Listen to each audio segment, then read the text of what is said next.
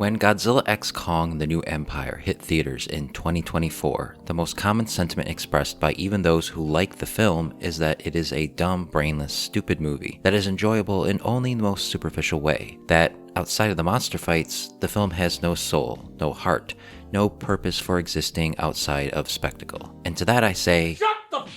In all seriousness, the reaction to Godzilla x Kong, which from this point forward I will refer to as GXK for my own sanity, was about as polarizing as, well, the rest of the MonStarverse movies, with some digging with whatever director Adam Wingard was on when making this film, and others left unimpressed with the increasingly silly direction the series has committed to following the success of Godzilla vs. Kong in 2021, a film which I have been on the record saying is an entertaining but almost incomprehensible mess of a film that delivers on the promise of its title and nothing more. So given my lukewarm reception to GVK, I wasn't exactly ecstatic when it was announced that Adam Wingard would return to helm the immediate follow-up. In my mind, the sequel was likely to double down on all the things that made GVK a mediocre film in my eyes. The trailers only seemed to confirm these expectations. It's not that they were bad, but just that nothing about what I saw impressed me. They were just very generic trailers, and the story they teased didn't seem particularly compelling. Something about an evil Kong? That's cool, I guess. Bit of a come down from Ghidorah and Mechagodzilla, but I'm open-minded. Let's see where this goes. And so it was within this reserved mindset that I booked my seats on opening day at the nearest IMAX theater, my expectations ebbing between low and cautiously optimistic. Color me pleasantly surprised then that I thoroughly enjoyed GXK, quite a lot actually. I found it effortlessly entertaining, particularly because it gave me the sort of late Showa era goofiness I never thought I'd ever see in a big budget Hollywood film. I had the biggest smile plastered across my face throughout a good chunk of this film. It brought me back to being a kid again, when all I needed were a couple guys in rubber monster suits fighting in model cities to keep me glued to my television set. It's now been a year since the film came out, and I've since then seen it numerous more times, and the more I do, the more I enjoy it. In fact, not only do I enjoy it, but I've also come to recognize that the film has more merit to it than even its most ardent defenders seem to acknowledge. So in this video, I'm going to argue for that merit, and make the case that, actually, GXK is a legitimately pretty good movie that achieves exactly what it sets out to do, to tell a simple, engaging, action-packed, fantastical story where the monsters are the stars. Indeed, Kong, Godzilla, and all the rest are the main characters here, with the human characters acting as second fiddle. The film opens on Kong and Godzilla, signaling that this story is about them, not the human cast. And in order to do this properly, the monsters have to be well portrayed, with clear, distinct personalities, so that the audience knows exactly what they are thinking and what their motivations are. And the film does this pretty flawlessly. One of the film's greatest strengths is its ability to tell a coherent story with little dialogue, which makes it accessible to viewers of all ages. There are long stretches of the film that are held up entirely by the silent performance of its kaiju cast, primarily Kong, whose expressions and body language tells us everything about him as a character. He's lonely and sad and an underdog character, but he's also incredibly compassionate, brave, and an extremely capable fighter who never backs down from a challenge. Despite not getting top billing, Kong is the main star here, not Godzilla, which I know ruffles the feathers of a lot of Godzilla fans, but the fact is that Kong has always been a more down-to-earth, relatable monster, and so it makes sense that he carries the emotional weight of the film. One of the reasons I really enjoy his arc in this film is that, at its core, GXK is about Kong finally finding his place in the world after leaving Skull Island, and if you've always had a soft spot for the giant ape, you'll find this arc very satisfying. One of the things I mentioned about Kong Skull Island that I liked is that that film finally removes Kong from the shackles of the history-changing 1933 original, a film so iconic and so historic that the character hasn't been able to shake it off and move on to other stories. For over 80 years, with few exceptions, Kong has been a victim, a character removed from his home and shot down for it, doomed to repeat this fate over and over again with each new incarnation. Skull Island finally broke him out of this formula and made him a badass hero while still retaining those tragic elements that have always made him a sympathetic monster. GVK took this further by moving him off of Skull Island and to his true home, the Hollow Earth. Yet despite this, he is still a solitary figure, trapped within the loneliness that comes with being the last of his kind. GXK takes this storyline to its next logical development by having him discover that there are actually more of his kind mankind out there. This gives him something to fight for, and in doing so, he finally truly earns the title of king, thus making him King Kong. GXK is the conclusion of a 3-film arc that sees Kong earn the happy ending that the big guy has frankly always deserved. And as a Kong fan, I find that pretty cool, which is why I just don't get it when people claim that the film has no heart. It does, and that heart belongs to Kong, which means that those who find this film heartless can't seem to empathize with him, which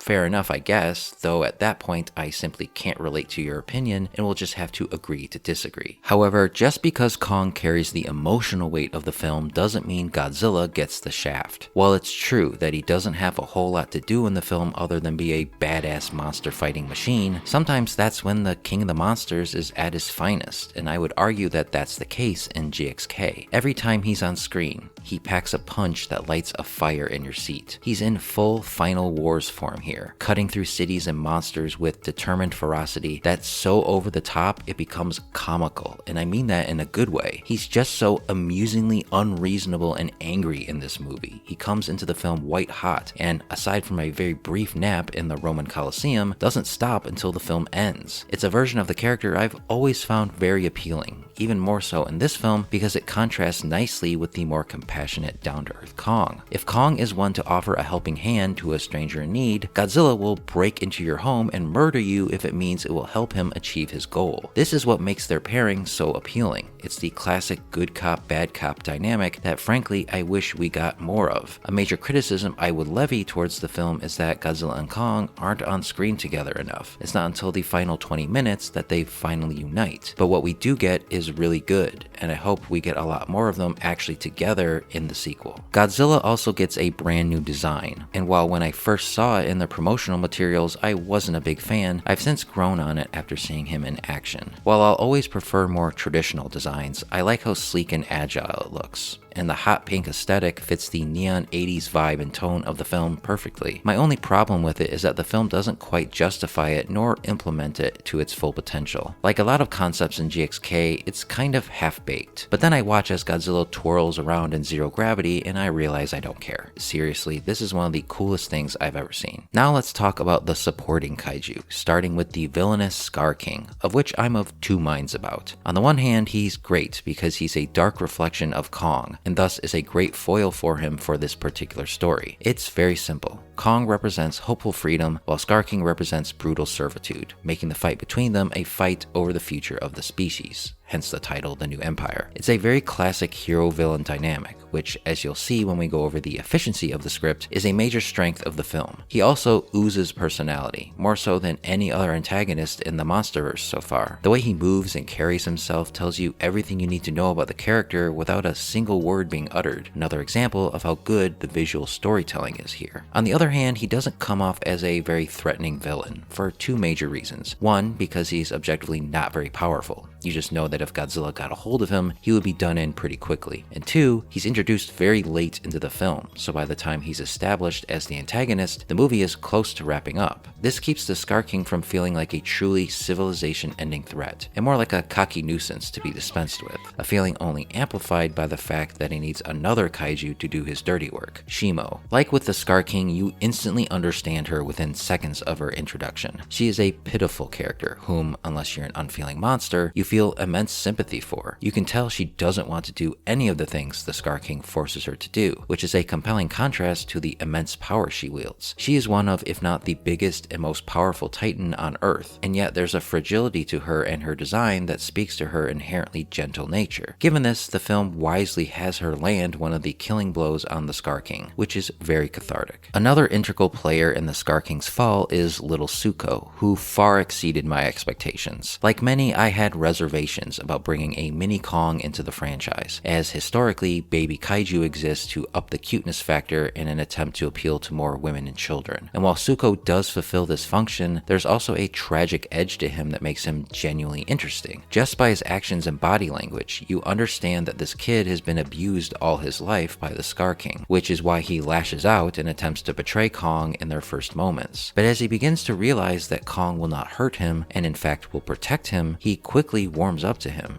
and it's genuinely kind of moving. It's a story of two generations of orphans finding each other, finding a family that they can trust and rely on, and there are those who say this film has no heart. The other big surprise was the return of Mothra, who, while not having a whole lot to do and feels a bit tacked on last minute because she was, does play an integral part in the final act. She's mostly a supporting player here, which is nothing new, but she still gets a few cool moments, especially here, where she gets to share the screen with Godzilla and Kong for the first time. I know it's superficial and silly, but seeing these three iconic monsters together in the same shot was full fan service, and I ate it all up. Also, I liked having Mothra return as the savior titan to the larger Iwi society, as most past incarnations of her are commonly connected to ancient primitive civilizations. To me, the Iwi act sort of as the MonsterVerse's version of Infant Island, so it makes sense to bring her back this way. In fact, I actually expected to see twin priestesses at some point, which is a huge missed opportunity if you ask me. So as you can see, GXK has quite the cast of kaiju, the largest cast of any of the MonsterVerse films so far, and because they are the primary focus of the film, it actually explores the character dynamics going on between them in a more substantial way than prior films did. In fact, there's a lot of juicy kaiju melodrama going on here. You've got Kong, who fears Godzilla, while Godzilla hates Kong, but lets him live as reward for saving him from Mechagodzilla in the last movie, so long as he keeps his hairy butt in Hollow Earth. Whom Godzilla does love is Sweet Bae Mothra, whose sweet words are the only thing that can convince him to put aside his beef with Kong to stop the Scar King, whom Kong hates because he's enslaving his kind. Scar King does so by enslaving Shimo, who also hates Scar King but is forced through pain to do his bidding. This dynamic in particular does a great job at making Scar King even more deplorable while simultaneously making Shimo more sympathetic. Then there's Zuko, who both hates and fears Scar King, the former feeling empowered by his meeting with Kong, whom he at first hates and fears as well, but when he realizes Kong will not abuse him like Scar King does, he adopts Kong as a positive paternal figure, which in turn makes Zuko an adopted son to Kong. Making all this even more compelling in my eyes is that it serves to establish a lineup of both new and original monsters that the MonsterVerse can then call upon when needed in later entries. King of the Monsters attempted this, but after that film underperformed, GVK had to abruptly pivot, and since that proved successful, the franchise appears to have finally found a path forward, with a core cast of monsters to see it through. Now all we need is the return of Rodan, and all will be right with the world.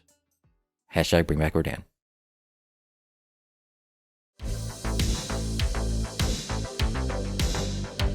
One of the most common talking points when discussing any kaiju movie is the human characters and whether they are good or not. What people usually mean by this is whether they are compelling and interesting enough to keep you invested in the film when the monsters aren't on screen, or whether they're just pawns that exist as mouthpieces to move the plot forward enough to justify the monster sequences. This is usually a major factor in what separates the genuinely good films in the genre from the rest, the entertainment value of which comes from the monster action and not much more. There's of course nothing wrong with enjoying these types of films, as they appeal to a very primitive instinct, the instinct that creates fans of these types of films. Basically, me see monsters smash things, me have good time. GXK definitely falls more into this category of kaiju film. Its story is as basic as a Saturday morning cartoon, full of narrative shorthand and massive exposition dumps to keep it moving, and the characters are pretty one note. This is nothing new for the MonsterVerse in particular, one of the most common complaints of which from the very beginning has been the human characters. However, what separates GXK from the others is one very simple thing. It doesn't waste your time, even more so than its predecessors. GXK knows what we are really here to see, and is written from the ground up to be as efficient as possible. And it does this by balancing the human and monster plots in a way that neither overwhelms the other. It knows just when the audience will be itching to see more kaiju carnage, and so no human-centric scene goes too long before switching back to either Kong or Godzilla. This gives GXK a very tight, energetic pace that keeps you engaged all the way through. Moreover, what maximizes the script's efficiency is the very small cast of characters. There are only 4 principal human cast members in this film: Eileen, Gia, Bernie, and Trapper. This is a massive reduction from the previous films in the MonsterVerse, particularly King of the Monsters, which, while a film I enjoy very much, does suffer from a cast so large that it feels like everyone gets overshadowed and no one gets much to do. GXK doesn't have this problem, because since there are only 4 characters, monsters, we spend more time with them, even though less time is collectively spent on the human cast overall. It's quality over quantity, basically. And while I would never argue that the quality of the human storyline here is anything amazing, in a film that's primary focus is monster spectacle, it's more than serviceable, especially the Eileen-Gia storyline, which I think doesn't get enough credit. Their mother-daughter relationship is the human heart of the film, with Eileen trying to help her adopted daughter find her place in the modern world, a world she doesn't fit in with. Later, as they discover that the Iwi civilization still exists in the Hollow Earth, she is forced to confront the idea that she may have to give her up to do so. Meanwhile, Gia, after being orphaned for so long, finally finds her true home, her true people, and her true purpose, in a storyline that parallels very nicely with Kong's. Together, the two explore Hollow Earth and discover that they are not alone. Again, none of this is especially astonishing screenwriting, but just enough work is put in throughout the film so as to pull at your heartstrings at the very end, just a little. I felt a little something with their relationship, which is more than I ever did with the Brodies in Godzilla 2014 or the Russells in King of the Monsters. This is what I mean by this movie being efficient. Despite devoting less screen time to the familial drama of Eileen and Gia, it registers more on an emotional level. GXK is the perfect example of the idea that more screen time doesn't equal better or more compelling. When screenwriting, pacing, and performances all synergize, you can accomplish a lot with very little screen time, and I think GXK does exactly this. Bernie and Trapper don't have as much going on, obviously, but that's okay, as they exist to bring a comedic touch to the film, and unlike the attempts at comedy in the other entries in the Monsterverse, which varied from okay to lame to outright cringe,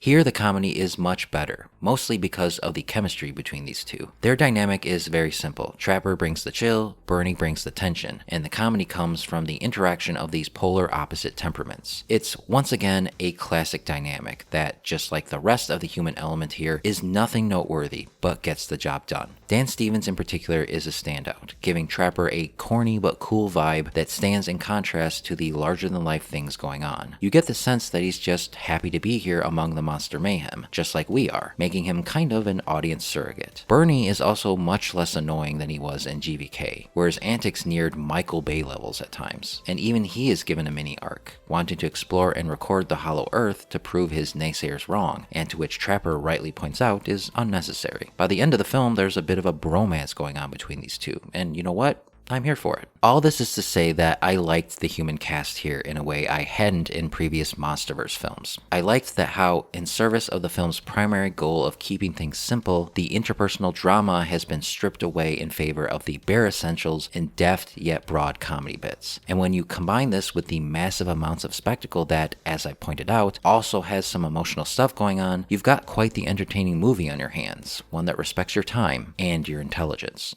Oh, you don't agree? Let me explain.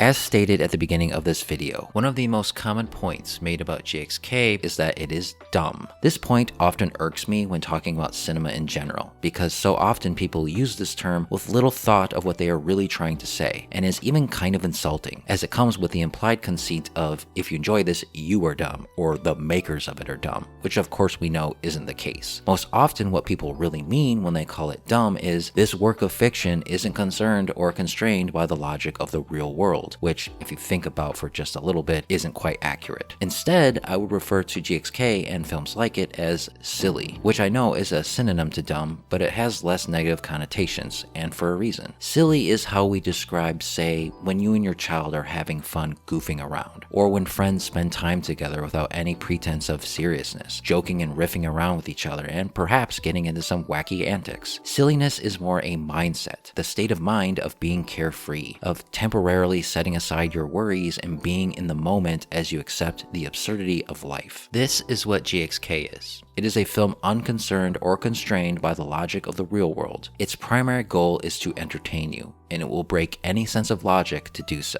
If you are spending any brain power trying to rationalize any of what's happening outside of the context of the movie, then you are simply viewing the film within the wrong mindset. It'd be like watching Godzilla -1 and complaining that the movie doesn't have Godzilla doing somersaults or dropkicks. That's not the point of that film. The point is to be realistic, to tell a dark but optimistic personal human story with Godzilla as a metaphor. GXK is an inherently silly film down to its core, and it knows this, it embraces this, which should be nothing new to Godzilla fans or fans of giant monster movies. It is, more than any other recent film in the franchise, a modern-day, big-budget Showa-era Godzilla film. Like some of the goofier entries of that era, it's got a small cast of human characters running around in a jungle setting, ancient monster-worshipping natives, inexplicable technology, Hawaiian shirts, and of course, a handful of absurd moments with the monsters that anthropomorphize them to the point of absurdity. Kong using Suko as a bludgeoning weapon and Godzilla suplexing Kong off the Great Pyramids are two moments in particular that are going to go down in the annals of the franchise's wackiest moments, along with the dropkick, the dance, and when Mothra tried to stop Godzilla and Rodan from fighting, a similar bit of which happens here, when Mothra tells Godzilla to stop being a massive a-hole and listen. When was the last time we've had monster absurdity on this level? I can't think of a recent example, and in a massive successful Hollywood tentpole no less. It just shows how far the appeal of both monsters has come. None of this would matter if the execution of the spectacle was lacking, and thankfully that's not the case. I've heard people complain about the action in this film, and I simply don't see it. While I will of course concede that the sense of scale is much reduced compared to the previous films, the degree to which it has been muted is greatly exaggerated. Even as the monsters move more quickly amidst the scaled up environments of the Hollow Earth, you still feel the weight being thrown around, with every punch and every stomp shaking the sound system of wherever you're watching. And besides, the film makes up for this with the sheer creativity of the action scenes, the choreography of which is clear, concise, and confident. There is no hiding behind darkness and weather effects, which, to be clear, as a means of establishing atmosphere and mood, I have no problem with. That effect works in their respective films, but it's nice to see some daytime action scenes for once. The Egypt scrap between Godzilla and Kong is a highlight not just because it's a fun, silly fight that further characterizes these two, but because it takes place in the harshness of the brightest sun you can imagine, and it looks and sounds incredible. The other standout action scene is the anti-gravity fight, which is one of the most memorable of the franchise. It's so imaginative and colorful and playful. Every monster's got their tools and powers, and they're let loose in a way that suggests they're being controlled by a child playing with their toys. And that's what this film is, a child playing with action figures. Director Adam Wingard said in an interview with Total Film that, whenever I was talking to the visual artist, what I told them was, I want the color palette of this film to resemble the experience of what it was like to walk down a toy aisle in the 1980s, when you had the Thundercats, G.I. Joe, and Transformers. So many colors and textures. That's what I wanted to bring to this movie, this new heightened reality. I wanted to find out, can you take that over-the-top toy aisle experience, but then find a way to ground that into a reality? The Hollow Earth is the toy aisle of this film. It is a creative playground, a bastion of imagination, a world where the makers of the film can cast aside reality and play around with the monsters and make them do cool stuff, which would be entertaining in its own right. But as I explained earlier, since the monsters are well characterized here, these wacky unworldly fights are guided by character goals. Every monster, some less so than others, has their motivation. And so the action here isn't actually empty. If you care about Godzilla and Kong, you will be invested in these fights. And this is why I roll my eyes when people say they didn't care about anything happening in the movie. Just admit you don't empathize with the monsters. This film simply isn't for you, and that's okay. Who this film is for is kids, at least primarily, which I know some fans will push back against because it makes them feel insecure that they enjoy a franchise about a giant radioactive dinosaur and a giant ape. But this doesn't mean it's only for kids. To quote Adam Wingard again, if you're an adult, hopefully, the movie makes you feel like a kid. And if you're a kid, hopefully, it makes you feel like an adult. That's what GXK and kaiju movies like it have always done. They make us feel like kids. Because chances are you got into these types of films when you were a kid, which means the core of your love of the genre comes from a sense of childlike wonder. Because giant monsters are beings of wonder. They are impossible and thus spark imagination, especially in the minds of children, who themselves are smaller to the world around them. Kaiju are bigger to children in every way, bigger in size, bigger in character, bigger in theme. And so it's okay to continue enjoying the sillier entries in the genre, because to do so is you simply tapping into that same childhood wonder that drew you to the genre in the first place. Back then, when times were simpler, you didn't care about plot holes, or whether a piece of technology made any sense, or whether it was realistic for Godzilla or Kong to do something. It was the spectacle and the larger-than-life characters behind it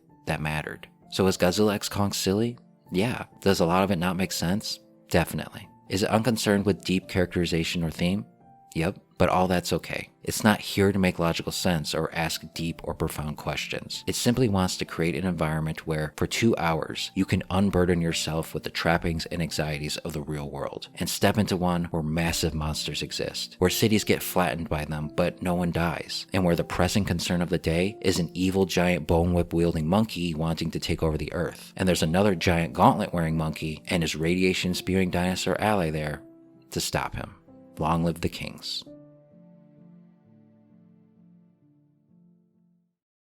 If you made it to the end here, I want to say thank you from the bottom of my heart for caring about my opinion about a silly movie enough to spend your time listening to it. It seriously means so much to me. If you enjoyed what you've seen, consider subscribing for more and liking this video. Doing both of these things helps the channel immensely and motivates me to keep making more. Also, definitely let me know how you feel about Godzilla x Kong in the comments below. Whether you agree with my points or disagree, it doesn't matter. All opinions are welcome, as long as they're respectful. Thank you so much again, and I'll catch you in the next one.